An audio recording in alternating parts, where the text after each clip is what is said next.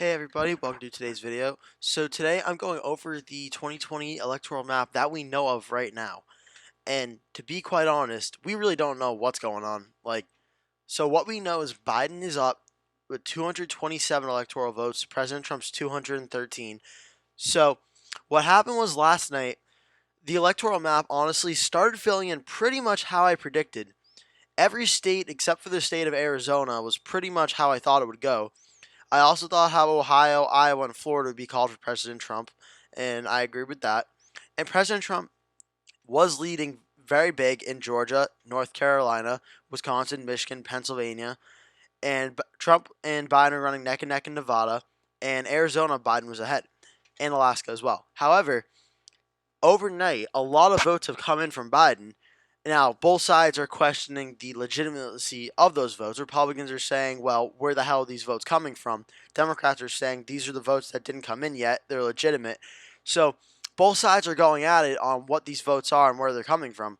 But in terms of the state of the race and the state of the map right now, we really don't know what the hell is going on in the presidential race right now. Right now, President Trump is up in Georgia by about 2%, and Atlanta has about 96% reporting. So it's looking better for President Trump than it did last night. That President Trump's probably going to hold Georgia by the very smallest of margins, but it's looking pretty good. President Trump will hold the state of Georgia for right now.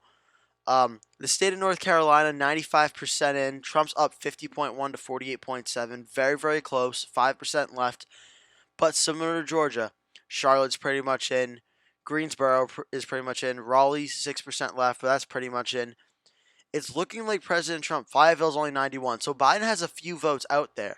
But it's looking like President Trump has enough of a margin to win North Carolina and Georgia. However, Alaska first, by the way. Alaska, Trump should win. They just haven't called it yet, but Trump's going to win Alaska. I'm not too worried about that one. Alaska's going to go red. Arizona. Arizona started coming in big for Biden last night. President Trump has closed the gap since then. It's looking like, in my opinion, that Biden will still win Arizona and Trump will come up a little bit short. But it's looking like Biden will win Arizona, but mainly it came from Maricopa County. Remember, Trump won this county back in 2016, and Biden won at 52-46. And what's the state right now? 51-47. This state, or this county in the state, makes the difference. And right now, Biden's winning this county, only 86% of the vote in. So if we get to 100% in this county and this margin holds, Joe Biden will win the state of Arizona. For President Trump to have a legitimate chance of actually winning Arizona at this point, Maricopa County has to be tied.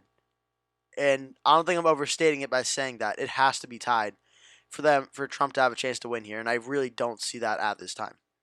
So that's Arizona, what we're at right now.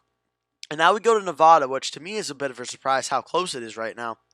Biden's at 49.3, Trump's at 48.7. So the trend of the Republican candidate overperforming their previous election or party's elections continues. President Trump is overperforming where he was in 2016, and Trump in 2016 overperformed Romney in 2012, and then Romney overperformed McCain, and so on and so forth. So President Trump is doing very well in Nevada, only down by 8,000. Joe Biden is ahead at this time. However, look at Las Vegas, Clark County. Biden's up 53-45 right now. I definitely think that's closer than a lot of people thought it would be. But there's also 84% of the vote in. We don't know what that 14% is. If that margin gets smaller, and combined with Reno, which is 89%, so there's still some votes out in Reno and Las Vegas. If these margins actually get smaller, there's a realistic shot President Trump could win Nevada. I mean, that's a very big if considering the two big Democratic parts of the state are the main vote that's left. Like, there are some smaller Republican counties where there are a decent amount of votes left. However, they're not going to be enough to offset Vegas on their own or Reno on their own. So if Reno ends up coming in with the rest of the votes and Trump either flips this county or it is like 50-50, and then Vegas ends up being 50-50 too, like 50-50 as well, not 52, like 50-50 as well, there's a realistic shot President Trump could win Nevada. However, this time we don't know what's out there. This is the issue, is there's so much unknown that we really don't know what we can say and what we can't say because we don't know what's still out there. Now, what's really interesting is the Rust Belt. Pennsylvania, Michigan, and Wisconsin. There is an alert that Biden has expanded his lead to more than 30,000 votes in Michigan as more votes have come in from Detroit, from Wayne County. So let's check that in. Detroit's at 76% in. Biden's at 67, Trump's at 31.7. So Biden now has a lead of about 34,000 votes roughly, with 92% in. So this is the debate of where those 134,000 votes, all for Biden, where do they come from? And if the votes are legitimate, and for the sake of this hypothetical, I'm saying there is. I'm not making any claims and any information I don't know yet, because that'd be wrong to do, because I don't know what's going on, so how can I make claims about it? Most of the votes that are coming in from Biden are going to be coming in from Wayne County, which is Detroit. Ann Arbor, 98% county. This is a big part for Biden. That's in. Grand Rapids voted for Trump, but look for those margins to either get bigger or smaller. Flint, Biden's up, but 98% in. That's pretty much in.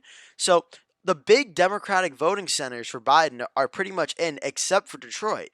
So the rest of the votes are coming from Detroit. And for Trump, you go state by state county. Monroe County, 56% more for Trump. 98, 98, 98, 98. So a lot of the Republican counties are in. But if you go state by state, you'll find a few, like one or two, like Grand Rapids, only 83%. So Trump might get some more votes there. You go county by county and see, okay, what's left. This is what you do when an election is really, really close and you don't know who's going to win. You go literally town by town, county by county. You're looking at who won and you're looking at what the margins are and are there any votes left and which way will they break. This county is tiny, but 72%, that'll be a few more votes for Trump. We have none up here. The Panhandle's got, or I think it's a Panhandle. I don't know really what, or Peninsula. I don't know what to call it. 97%. That's pretty much in, but maybe a few more. 98, 98, 98. So most of these votes are in. Most of these counties are in. However, there are still a few votes out for President Trump, 94. There are a few votes out for Trump, but most of the votes are out in Detroit. And Joe Biden has already made up the lead Trump had last night. So if this margin holds, and these numbers are correct, also this county went light red from when I started. It was dark red, now it's light red. If President Trump can pick up some of those votes, that's good. But we don't, like, Detroit's margins need to get better for President Trump at this point to win Michigan, because now Trump is down in Michigan by 1.3. Nope, that's wrong. Down in Michigan by 0.7, I believe, after being up all of last night. So President Trump needs to make up the margins in Michigan if he's going to win at this point. And it's really close. We're going to count and see. So we're just waiting on votes to come in now. Wisconsin, I also heard this was a state Trump was up in last night. Votes found overnight. Now Biden's in the lead. So what happened? First thing you look at, Milwaukee, biggest city in the state roughly. Milwaukee came in. 98% of the vote is now in for Biden in Milwaukee. So Biden's pretty much done there. Madison, more than 90%, 98%. That's pretty much in. Eau Claire, another smaller but population center, 93%. So there's some votes left. Kenosha's pretty much in. This is just like Michigan. You're going to some of these red counties. Is there more votes out? 97%, maybe a little bit. I'm looking at most of the red counties so far. 94% here, 95%. So these tinier counties who don't have a ton of votes, they do have a few votes left outstanding, though. So President Trump will gain a little bit, but how much? I don't know. And will the votes gained be enough to overcome what Biden has? I think Biden's pretty much done in Wisconsin in terms of getting more Democratic votes. Now it's just the question is, can President Trump make up that about 21,000 vote gap? And at this point, I don't know. President Trump looked a lot better in Wisconsin and Michigan last night than he does now. But now we go to Pennsylvania, where President Trump is still currently leading. However, Pennsylvania only has 79% of estimated voters reporting.